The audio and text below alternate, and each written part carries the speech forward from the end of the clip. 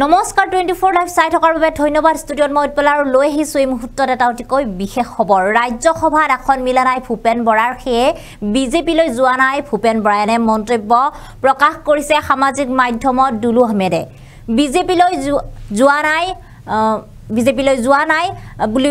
মন্তব্য প্ৰকাশ কৰিছে দুলু আহমেদে আৰু সামাজিক মাধ্যমত এনেদৰে মন্তব্য প্ৰকাশ কৰিছে দুলু আহমেদে ভূপেন বৰাৰ বিষয়ে আৰু নিৰ্বাচনৰ প্ৰাক্ষণত এতিয়া ভূপেন বৰাৰ বিষয়ে এনেদৰে কটাক্ষ মন্তব্য কৰিছে আমি জনাই যাম এই মুহূৰ্তত বিশেষ খবৰ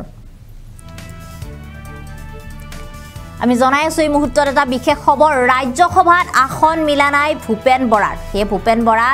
এতিয়া বিজেপিলৈ যোৱা নাই এনে মন্তব্য কৰিছে দাম দৰ নিমিলাৰ বাবে এতিয়া বিজেপিলৈ যোৱা নাই বুলি সামাজিক মাধ্যমত মন্তব্য প্ৰকাশ কৰিছে দুলু আহমেদে বিজেপিৰ হাতত এখন লিষ্ট আছে তাত ভূপেন বৰাৰ নামো সন্নিবিষ্ট আছে বুলি মন্তব্য প্ৰকাশ কৰিছে আৰু যেতিয়া দাম মিলিব তেতিয়াই বিজেপিলৈ যাব ভূপেন বৰা এনে মন্তব্য কৰিছে সামাজিক মাধ্যমত দুলু আহমেদে বিস্ফোৰক মন্তব্য কৰিছে সামাজিক মাধ্যমত দুলু আহমেদে আৰু দুলু আহমেদৰ এই মন্তব্যৰ পিছতে সামাজিক মাধ্যমত এক চৰ্চা হৈছে কিয়নো ৰাজ্যসভাত আসন মিলা নাই ভূপেন বৰাৰ আৰু সেয়ে ভূপেন বৰা এতিয়া বিজেপিলৈ যোৱা নাই এনেদৰে মন্তব্য প্ৰকাশ কৰিছে দুলু আহমেদে যেহেতু নিৰ্বাচন সমাগত আৰু নিৰ্বাচনৰ প্ৰাক্ষণত এনেদৰে এজনে আনজনক কটাক্ষ কৰিছে আৰু তুংগত উঠিছে এতিয়া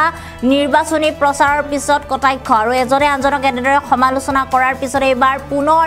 দুলু আহমেদে ভূপেন বৰাক কটাক্ষ কৰি কৈছে যে দাম মিলিলে হেনো যাব ভূপেন বৰা বিজেপিলৈ আৰু যেতিয়াই দাম মিলিব তেতিয়াই ভূপেন বৰা বিজেপিলৈ যাব আৰু সামাজিক মাধ্যমত এনেদৰে বিস্ফোৰক মন্তব্য কৰিছে এতিয়া দুলু আহমেদে আৰু দুলু আহমেদে কৈছে যে যিসকল লোকে কংগ্ৰেছত বেছিকৈ চিঞৰি থাকে সেই সকল লোকে এতিয়া প্ৰথমে বিজেপিলৈ যায় যিসকল লোকে কংগ্ৰেছত চিঞৰে সেই সকল লোকে যায় বুলি কৈছে আৰু কংগ্ৰেছ দলটো বিজেপিত যোৱাৰ পিছত কংগ্ৰেছৰ দলৰ প্ৰাৰ্থী বিজেপিত যোৱাৰ পিছত এনে অৱস্থা হ'ব যে তাৰ এতিয়া এখন বহিবলৈও চকী নাপাব বুলি বিস্ফোৰক মন্তব্য প্ৰকাশ কৰিছে এনেদৰে বৰপেটাৰ নিৰ্দলীয় প্ৰাৰ্থী দুলু আহমেদে আৰু বিৰোধী মিত্ৰজোঁটক কটাক্ষ কৰি কেইবাটাও বিস্ফোৰক মন্তব্য প্ৰকাশ কৰিছে দুলু আহমেদে এজিপিৰ লুৰিণজ্যোতি গগৈৰ বিৰুদ্ধেও তেওঁ কটাক্ষ মন্তব্য কৰিছে যে এজিপিৰ লুৰিণজ্যোতি গগৈ এতিয়া অতীত হ'ল সেই লুৰিণক আমি চিনি নেপাওঁ এতিয়া আমি কংগ্ৰেছৰ লুৰিণকহে চিনি পাওঁ বুলি কটাক্ষ মন্তব্য কৰিছে দুলু আহমেদে আৰু আমি পুনৰ জনাইছোঁ যে বিজেপিৰ হাতত এখন লিষ্ট আছে বুলি কৈছে আৰু সেই লিষ্টত এতিয়া ভূপেন বৰাৰ নামো সন্নিবিষ্ট থকা বুলি এক বিস্ফোৰক মন্তব্য কৰিছে সামাজিক মাধ্যমত দুলু আহমেদে কিয়নো কিছুদিনৰ পূৰ্বে মুখ্যমন্ত্ৰী ডক্টৰ হিমন্ত বিশ্ব শৰ্মাই ভূপেন বৰা বিজেপিলৈ যাব বুলি এক মন্তব্য কৰিছিলে আৰু তাৰ পিছত আচলতে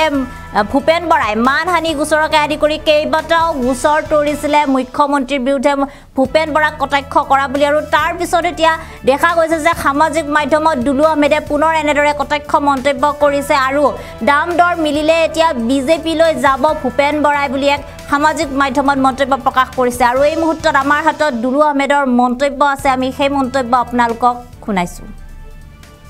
মিলা নাই কাৰণে যোগদান অলপ পিছুৱাই ৰাখিছে আৰু বিজেপি কংগ্ৰেছত যিবিলাক বেছি চিঞৰ বাখৰ কৰে সেইবিলাক কিন্তু বিজেপিত থাকে যোগদান প্ৰথমেই কৰে আৰু এখন বিজেপিত তাত দীঘলীয়া তালিকা আছে তাত ভূপেন বৰাৰো নাম আছে খুব কম যাৰ দাম দৰ মিলে তেওঁ গুচি যায় কেইদিনমান আগতে বিজেপিত চেয়াৰখন পাইছিলে এতিয়া মূৰাটো দিয়ে কেতিয়াবা পীৰাখনো নাপাব এনেকুৱা অৱস্থা হৈছে দলটোৰ কেইদিনমানলৈ কোনোবাই যোগদান কৰিলে চেয়াৰখন অন্তত পাইছিলে আৰু কেইদিনমান যাওক মূৰাটো নাপাব কেনেকুৱা পীৰাও নাপাব মাটিত বহিব লাগিব এনেকুৱা এটা অৱস্থা হ'ব বিজেপি মই জাতীয় পৰিষদৰ লুৰিণজ্যোতিক চিনি নাপাওঁ অতীত হৈ গৈছে কংগ্ৰেছৰ লুৰিণজ্যোতি গগৈৰ বিষয়ত যদি কিবা সুধিব লাগে সেইটো সোধা বেচেৰাটো কষ্ট কৰি আছে বহুতৰ আশীৰ্বাদ আছে মই যদি আকৌ হাৰিব বুলি সেই মানুহসকলে মোক বেয়া পাব কিন্তু মোৰ আশীৰ্বাদ নাই তেওঁৰ ওপৰত আৰু আপোনালোকে জাতীয় পৰিষদৰ লুৰিণজ্যোতি গগৈ নুসুধিব তেওঁ অতীত হৈছে কংগ্ৰেছৰ লুৰিণজ্যোতি গগৈৰ কথা যদি সোধে মই ক'ব পাৰিম কংগ্ৰেছৰ লুৰিণজ্যোতি গগৈ তাতে প্ৰচাৰ কৰি আছে কংগ্ৰেছে সমৰ্থন কৰিছে মুকলি হেৰি কৰিছে আপোনালোকে কংগ্ৰেছৰ লুৰিণজ্যোতি জাতীয় পৰিষদটো বাদ দিয়ক অখিল গগৈৰ কথাটো মই কিন্তু আজিলৈ বুজি নাপাওঁ মানে মই অসমৰ এজন মানুহে হ'ল গ'ল অখিল গগৈ মই যাক আজিলৈ ৰিড কৰিব পৰা নাই মানে আজিলৈ মই বুজিব পৰা নাই কি এইটো অলপ বুজিব চেষ্টা কৰিম বাকীখিনিক মই ৰিড কৰিছোঁ ৰাজনীতি কিন্তু অখিল গগৈ এনেকুৱা এগৰাকী ব্যক্তি মই আজিলৈ কিন্তু ধৰিব পৰা নাই তেওঁ কি বিচাৰে কি কৰিব কি কৰি আছে মই চেষ্টাও কৰা নাই অৱশ্যে তেওঁৰ লগত মোৰ যথেষ্ট ভাল 2.5 লাখ ভোটত হাৰিব মই কৈছোঁ 2.5 লাখৰ ভোটত নাহাৰিলে মই জীৱনত ৰাজনীতি নকৰোঁ বুলি কৈ আছোঁ 2.5 লাখ হয়তো তৃতীয় স্থানত যাব পাৰে মই নিশ্চিত নহয় কিন্তু 2.5 লাখ ভোটত হাৰিব PM আৰু কংগ্ৰেছ দল ইয়াতে তৃতীয় চতুৰ্থ স্থানত বৃহৎ ব্যৱধানত থাকিব মই নকওঁ জয় পৰাজয় মই আৰু ফণীভূষণ কৰিম কোনোবা এগৰাকী খুব কম মাৰ্জিনত কৰিব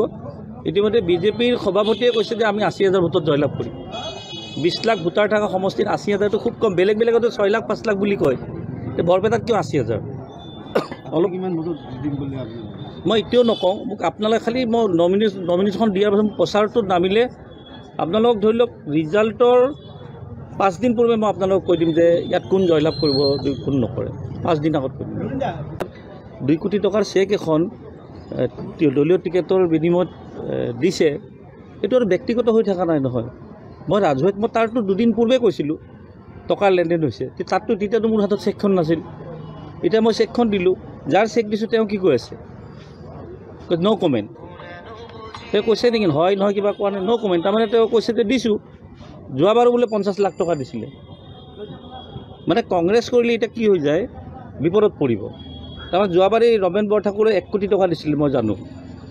তাৰপিছত কি হ'ল, তেওঁৰ দলীয় প্ৰাৰ্থীটো নাপালে, গুৱাহাটীৰে আছিল। তাৰপিছত নোপোৱাৰ পাছত 1 কোটি টকা ক'ৰ পৰা দিছে, ইনকাম টেক্স পৰিছে, নটিছ আছে তেখেতৰ তাত। তেওঁ নিজে মন্তব্য দিছিলে সংবাদ মাধ্যমত যে কংগ্ৰেছ কৰি মোৰ হেলিকপ্টাৰৰো টকা নাপালোঁ, টিকেটো নাপালোঁ, এতিয়া ইনকাম টেক্স মোৰ ওপৰত পৰিছে, সেইকাৰণে কংগ্ৰেছ কৰিব নালাগে বুলি কৈছিল।